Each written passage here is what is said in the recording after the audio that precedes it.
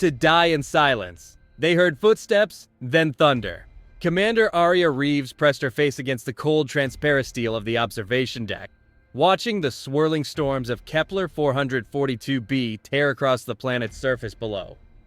The mining station Perseverance had been humanity's most ambitious project in this sector, a fully automated facility designed to extract rare minerals from the planet's crust while withstanding the brutal weather conditions that made surface operations impossible for most species.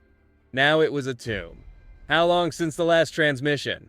asked Lieutenant Commander David Kim, his voice barely audible over the hum of the ship's life support systems. The bridge of the research vessel Endeavour was unusually quiet, filled with the kind of tension that comes before making decisions that could cost lives. 72 hours, replied Communications Officer Priya Nakamura, not looking up from her console. The automated systems went dark during the last storm cycle. Emergency beacons are still active, but... She paused, her fingers dancing over the holographic interface. But they're weak. Whatever happened down there, it happened fast. Dr. Tobias Brennan, the mission's chief xenobiologist, stood beside a massive holographic display showing the planet's atmospheric readings. The numbers painted a grim picture. Surface temperatures fluctuating between -40 and +60 Celsius, winds exceeding 200 kilometers per hour, and electromagnetic interference that made long-range communication nearly impossible. The Galactic Mining Consortium made their position clear, Brennan said, his German accent thick with frustration. They've written off the entire operation, 15 billion credits worth of equipment, and they're calling it a total loss.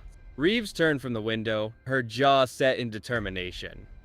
At 34, she was one of the youngest commanders in the Terran Deep Space Initiative, but her crew trusted her implicitly. She had a reputation for bringing people home, no matter the cost.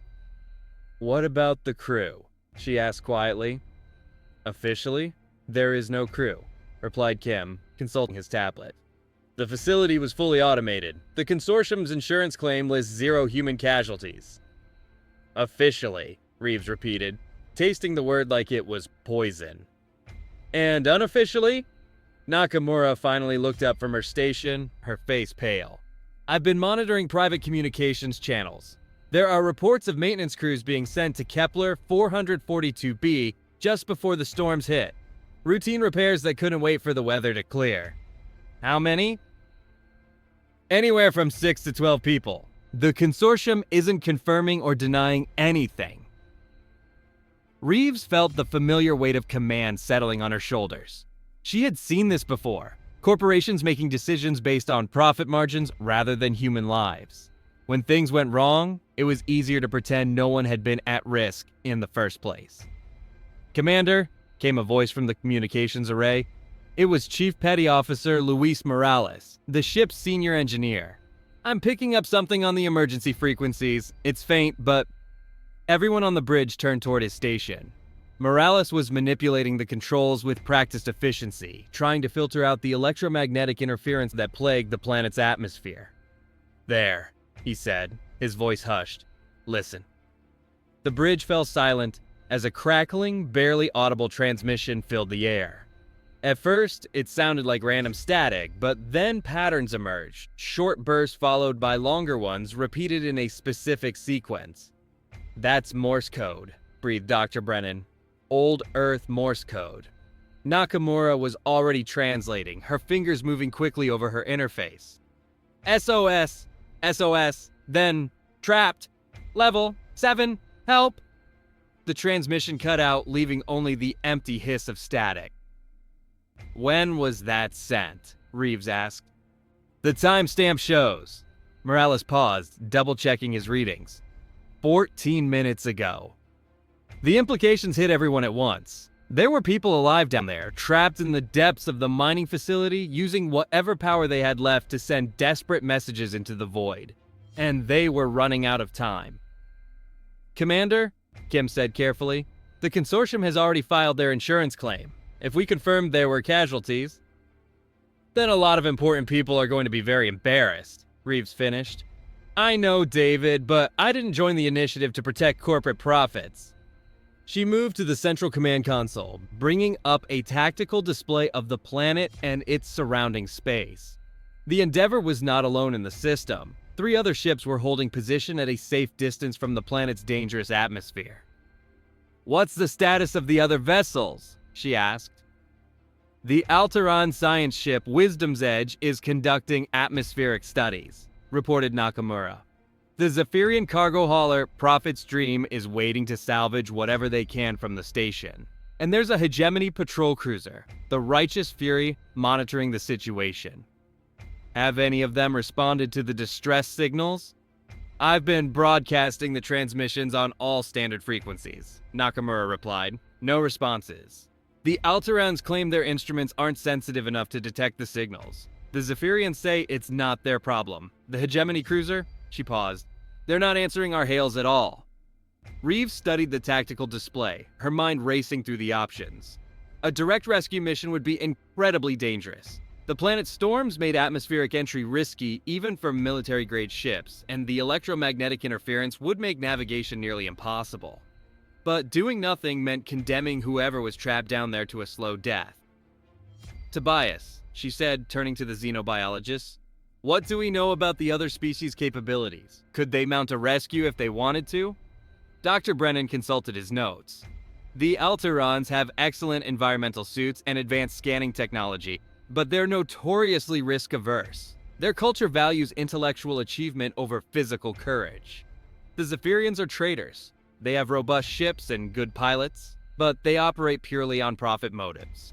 As for the Hegemony," he shrugged, "they have the most advanced technology in the sector, but they consider humans to be a lesser species. They wouldn't risk their people to save ours."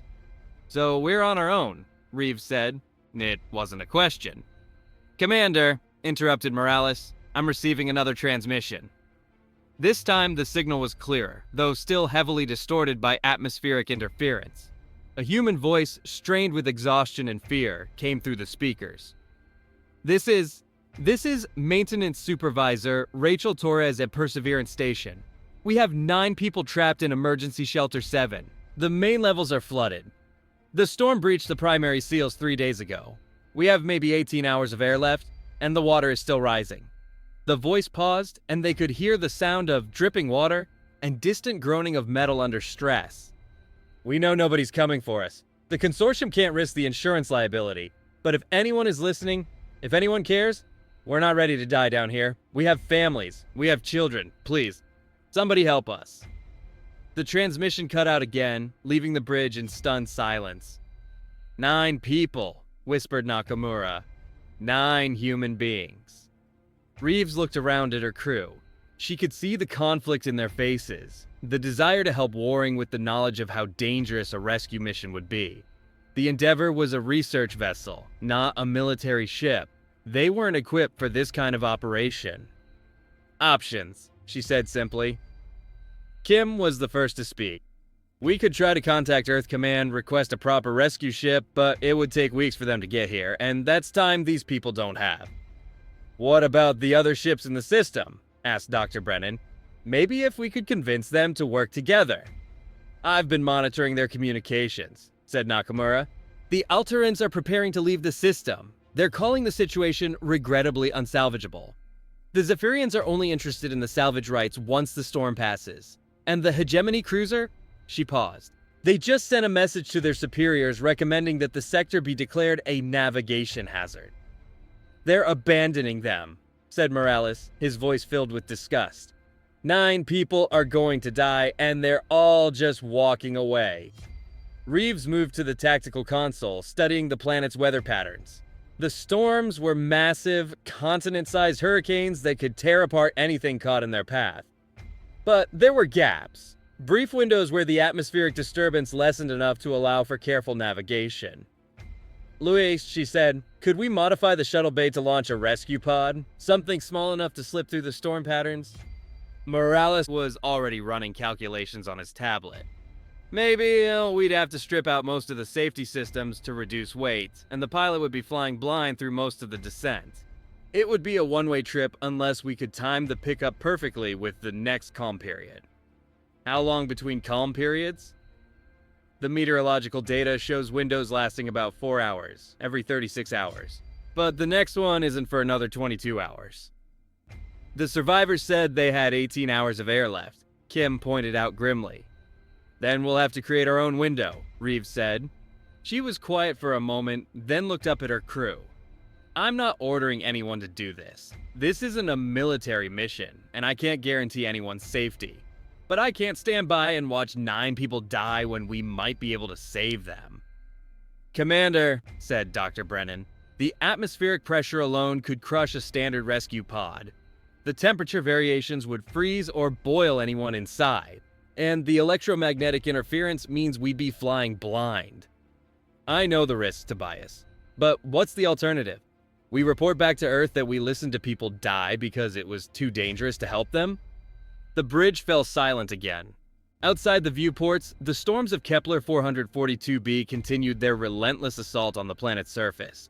Somewhere far below, 9 people were waiting for a rescue that might never come. It was Nakamura who broke the silence. I've been running simulations on the atmospheric entry. If we could coordinate with the Endeavor's main deflector array, we might be able to create a brief electromagnetic tunnel through the interference. It wouldn't last long, but it might give a rescue pod enough time to reach the surface.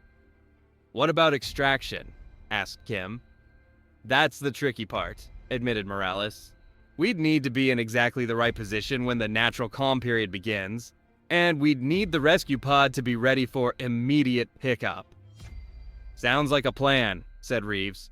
Louis, start modifying the shuttle bay. Priya, work on the deflector array modifications. David, calculate the optimal insertion trajectory. Tobias, I need you to design environmental suits that can handle the surface conditions.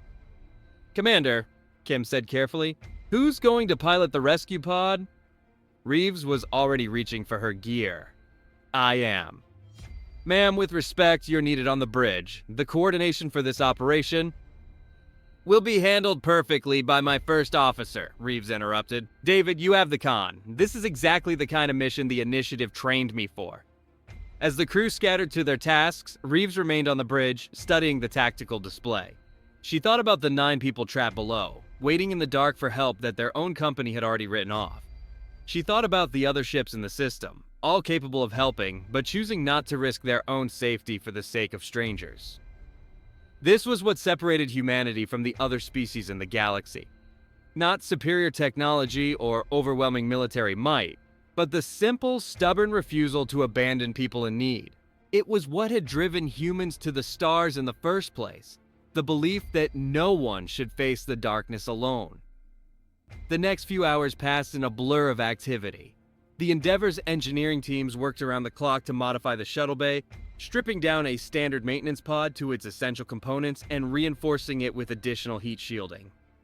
Dr. Brennan designed environmental suits that could protect against the planet's extreme temperatures, while Nakamura and the communications team worked to establish a narrow-beam transmission system that could penetrate the electromagnetic interference. During this time, they received 3 more transmissions from the trapped survivors. Each one was weaker than the last, and the desperation in Rachel Torres's voice was becoming more apparent. Water level is rising faster now, came the latest message. We've moved to the upper section of the shelter, but there's not much room. Maria Santos is having trouble breathing. I think she's developing pneumonia from the cold and damp. We're trying to stay positive, but the voice trailed off. If anyone is out there, please hurry. The other ships in the system maintained their positions, but none offered assistance. The Altaran science vessel had begun moving toward the edge of the system, clearly preparing to jump to hyperspace at the first sign of real danger. The Zephyrian trader was running continuous scans of the planet's surface, mapping potential salvage sites for when the storms cleared. And the Hegemony cruiser remained silent, its powerful weapons and advanced technology useless against the simple moral obligation to help those in need. Modifications are complete, reported Morales over the ship's communication system. The pod is ready for launch, but Commander, I have to tell you, this thing is basically a reinforced coffin with thrusters. One wrong move and you'll be crushed flat or boiled alive. Understood, Reeves replied, sealing her environmental suit. The suit was a masterpiece of engineering. Dr. Brennan had somehow managed to create something that could protect against temperatures ranging from -50 to +80 Celsius, while still allowing for enough mobility to conduct a rescue operation. Deflector array is ready, added Nakamura. I can give you maybe 15 minutes of clear communication before the interference overwhelms the system. After that, you'll be on your own until you reach the surface. Reeves made her way to the shuttle bay, where the modified rescue pod waited. It looked exactly like what Morales had described. A cramped metal box with barely enough room for a pilot and maybe 3 passengers. The life support systems had been upgraded to handle 10 people for a short period, but there was no margin for error. "Commander," came Kim's voice over the intercom, "we're receiving a transmission from the Hegemony cruiser. Put it through." The voice that emerged from the speakers was cold and mechanical, filtered through universal translation software. "Human vessel Endeavor, this is Battle Commander Zachron of the Righteous Fury. We are monitoring your preparations for a surface mission to Kepler 442b. We advise you to abandon this course of action immediately." "Why?" Reeves asked, though she suspected she already knew the answer. "The humans trapped on the surface are already dead," came the reply. "Your rescue attempt will only result in additional casualties. The logical course of action is to withdraw from the system and report the incident to the appropriate authorities." "They're not dead," Reeves said firmly. "We're still receiving transmissions." "Irrelevant. The probability of successful rescue is less than 12%. The probability of losing your own ship is over 60%. No rational being would attempt such a mission." "Then I guess we're not rational," Reeves replied, and cut the connection. She climbed into the rescue pod, running through the pre-flight checklist with practiced efficiency. The interior was claustrophobic and barely lit, with only the most essential instruments and controls. There was no artificial gravity, no comfortable seating, no redundant systems. If anything went wrong, she would have seconds to react before the mission became a recovery operation instead of a rescue. "All stations report ready," came Kim's voice over the radio. "Commander, are you sure about this?" "I'm sure, David. Begin the countdown." The next few minutes were a carefully choreographed dance of technology and timing. The Endeavor positioned itself at the optimal entry point, its deflector array creating a narrow corridor of reduced electromagnetic interference. The rescue pod's thrusters fired, pushing it away from the ship and toward the swirling chaos of the planet's atmosphere. Almost immediately, Reeves felt the pod beginning to shake as it encountered the outer edges of the storm system. The temperature readings fluctuated wildly, and the communication system crackled with static. "Endeavor, this is Rescue 1, she called over the radio. "Beginning atmospheric entry." "Copy. Rescue 1. Deflector corridor is holding steady. You have 14 minutes of clear communication remaining." The pod plunged deeper into the atmosphere, and Reeves felt the familiar sensation of gravity taking hold. Outside the small viewport, she could see the planet's surface approaching, a landscape of twisted metal and broken rock, scoured clean by decades of relentless storms. "Navigation systems are failing," she reported, switching to manual control. The next few minutes were pure instinct and training. Reeves fought to keep the pod on course as hurricane-force winds tried to tear it apart. The hull groaned under the stress, and several warning lights flashed red on the control panel. But the modifications held, and the pod continued its controlled descent toward the mining facility. "I have visual on the station," she called. "It's partially flooded, but the structure looks intact. I can see the emergency shelter. It's about 200 meters from the nearest landing site." "Copy, Rescue 1. Be advised, you have 10 minutes before we lose communication. After that, you're on your own until the next window opens." Reeves brought the pod down hard on a relatively flat section of the facility's outer platform. The impact was jarring, but the reinforced hull held. She quickly shut down the thrusters and began preparing for the surface EVA. "Pod is secure. Beginning rescue operations." The environment outside was even more hostile than the simulations had suggested. The wind was strong enough to knock her off her feet, and the temperature was dropping rapidly as the day cycle ended. But Dr. Brennan's environmental suit worked perfectly, maintaining a comfortable internal temperature while providing enough mobility to navigate the treacherous terrain. The mining facility was a maze of collapsed corridors and flooded chambers. Reeves followed the emergency lighting toward Emergency Shelter 7, her boots splashing through ankle-deep water that had somehow managed to freeze and thaw repeatedly, creating a slick coating of ice over everything. "Hello?" she called out as she approached the shelter. This is Commander Reeves of the Terran vessel Endeavor. Can anyone hear me? The response was immediate and overwhelming. 9 voices began talking at once, expressing relief, gratitude, and disbelief that someone had actually come for them.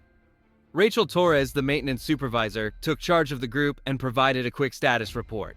Commander, we can't believe you're here. We thought everyone had written us off. Not everyone, Reeves replied, helping the first survivor into a spare environmental suit. We're going to get you out of here, but we need to move fast. The next communication window with my ship opens in 18 hours, and we need to be ready for immediate extraction.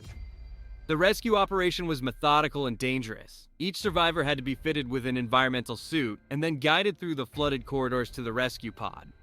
Several of them were injured or sick, requiring additional assistance. Maria Santos, the woman with pneumonia, was barely conscious and had to be carried. As they worked, Reeves learned more about what had happened. The maintenance crew had been sent to repair critical systems that couldn't wait for the storm season to end. The company had assured them that the facility's emergency shelters could handle anything the planet threw at them. When the storms breached the primary seals, flooding most of the lower levels, the crew had retreated to the emergency shelter and sent out distress calls. We kept waiting for someone to respond, said Torres as she helped another survivor through the water. The company, the insurance people, the other ships in the system. We could see them on our sensors, but nobody answered our calls. They were afraid, Reeves said simply. Sometimes fear makes people do stupid things. But not you. I'm terrified, Reeves admitted. But being afraid doesn't mean you stop doing what's right. The loading process took longer than expected. The rescue pod had been designed for 3 passengers, not 9, and fitting everyone inside required creative use of the available space. There was no room for comfort or safety margins. They were packed in like cargo, with the environmental suits providing the only protection against the hostile atmosphere. Commander, came a weak transmission from the Endeavor. We're losing the communication window. Are you ready for extraction? Negative, Reeves replied. We need another hour to get everyone loaded. Can you extend the deflector array? We're already at maximum power. The array is starting to overload. We can't maintain the corridor much longer. Understood. Rescue 1 out. The communication link dissolved into static, leaving them truly alone on the planet's surface. Reeves continued working, helping the last of the survivors into their suits and making final preparations for the long wait until the next extraction window. It was then that the unexpected happened. Commander, said Torres looking at her scanner, I'm reading multiple contacts approaching from orbit. 4 ships. Reeves looked up from her preparations, confused. That's impossible! The other ships in the system weren't going to help. These aren't the same ships, Torres replied, her voice filled with wonder. I'm reading human transponder codes. It's the Defiance, the Courage, and the Resilience. They're Earth Defense Force vessels. The communication system crackled to life, filled with a familiar voice. This is Captain Rodriguez of the EDF Defiance. We received your emergency transmission and came as soon as we could. Sorry we're late to the party. How did you get here so fast? Reeves asked. We were already in the sector when the first distress calls went out. Command ordered us to maintain radio silence while we positioned ourselves for a rescue operation. We've been monitoring your progress, Commander, and we're damn impressed.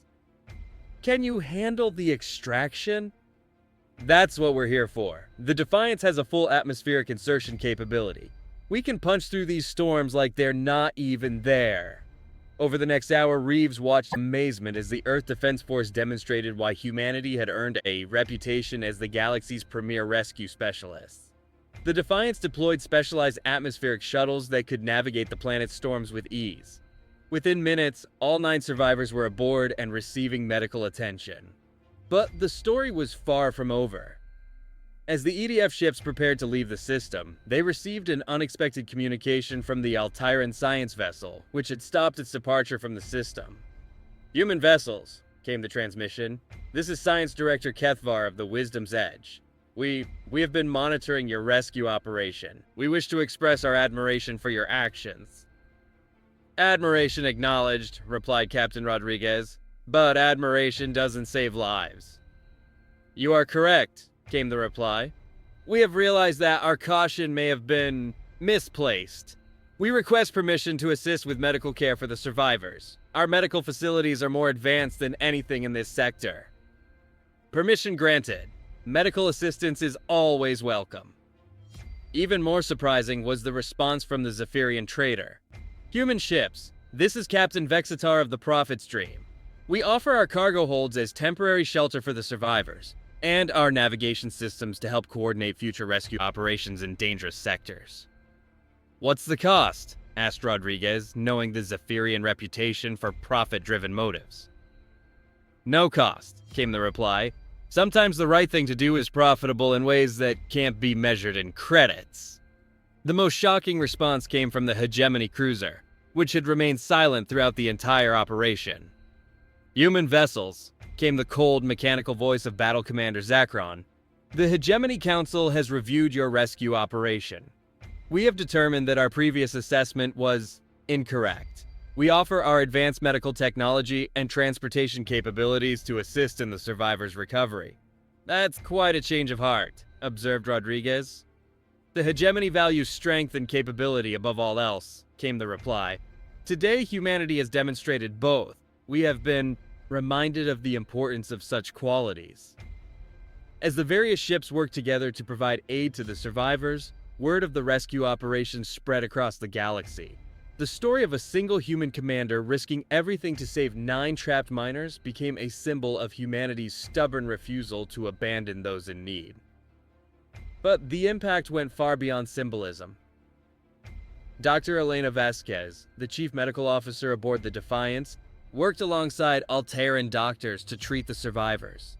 The collaboration led to breakthroughs in cold weather medicine that would save thousands of lives in the years to come. Captain Vexitar of the Zephyrian trader began organizing what would become known as the Galactic Rescue Network, a voluntary organization of ships and crews dedicated to emergency response in dangerous sectors. Even the Hegemony, despite their reputation for cold logic, began incorporating humanitarian considerations into their operational protocols. The rescue at Kepler 442b had demonstrated that sometimes the most logical action was to help others, even at personal risk. The Galactic Mining Consortium faced a massive scandal when the story of the abandoned workers became public. The company was forced to completely overhaul its safety protocols and emergency response procedures. More importantly, they established a fund to ensure that no worker would ever again be left behind because of insurance concerns. Commander Aria Reeves returned to Earth as a hero, but she didn't see herself that way. In her official report, she wrote, "We didn't save 9 people because we were brave or special. We saved them because it was the right thing to do." In a galaxy full of intelligent species, it sometimes takes the simplest motivations to achieve the most important goals. The survivors of the Perseverance Station disaster became advocates for improved worker safety and emergency response throughout the galaxy. Rachel Torres eventually became the director of the Galactic Rescue Network, working to ensure that no one would ever again face death in silence while help remained within reach. The rescue pod that had carried Commander Reeves to the planet's surface was recovered and placed in the Terran Space Museum, where it stands as a reminder of what can be accomplished when someone decides to act instead of waiting for others to take the first step. But perhaps the most important legacy of the Kepler 442b rescue was the change it brought to galactic culture.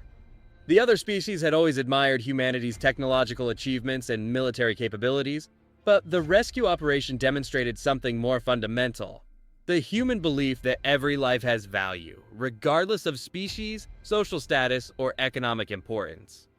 6 months after the rescue, the Terran Deep Space Initiative received more than 3,000 applications from non-human species wanting to join human rescue and exploration missions.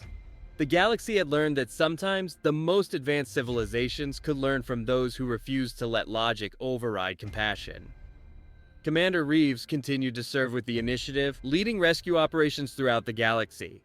Her ship, the Endeavour, became the flagship of the newly established Galactic Emergency Response Fleet, a joint organization that included vessels and crews from dozens of species. The motto of the organization, inscribed on every ship and worn on every uniform, came from the words spoken by Rachel Torres during those desperate hours in the flooded emergency shelter. "We're not ready to die down here." It was a reminder that as long as there was hope, as long as someone was willing to answer the call for help, no one had to face the darkness alone. The thunderous sound of rescue ships arriving at Kepler 442b had been heard across the galaxy, and its echo would resonate for generations to come.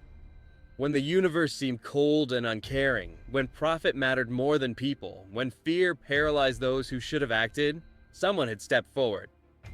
Someone had heard the footsteps of those running toward danger instead of away from it. Someone had brought the thunder of hope to those who had been left to die in silence. And the galaxy would never be the same. The thunderous sound of rescue ships arriving at Kepler 442b had been heard across the galaxy, and its echo would resonate for generations to come. When the universe seemed cold and uncaring, when profit mattered more than people, when fear paralyzed those who should have acted, someone had stepped forward. Someone had heard the footsteps of those running toward danger instead of away from it. Someone had brought the thunder of hope to those who had been left to die in silence. And the galaxy would never be the same.